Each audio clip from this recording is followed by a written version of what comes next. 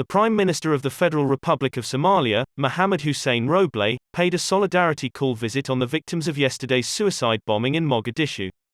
The Prime Minister went one by one to the young men who had been injured in the attack on General Dhega-badan camp, as they were about to join the army. He also pointed out that the Somali government will make every effort to ensure access to comprehensive health care.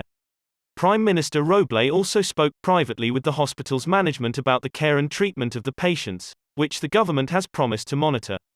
Prime Minister Mohamed Hussein Roble has spoken to the hospital's management about the treatment of patients who are being monitored by the government, and we wish all our young brave recruits a speedy recovery, said the Somali government's defense minister who accompanied the delegation led by Prime Minister Mohamed Hussein Roble.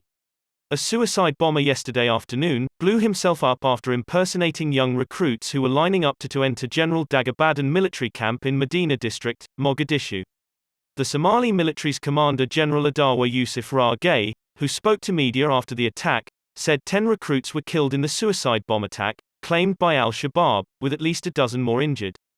The Somali army have in recent weeks stepped up military's operations against al-Shabaab and killing more than 200 al-Shabaab fighters over the past weeks in the process.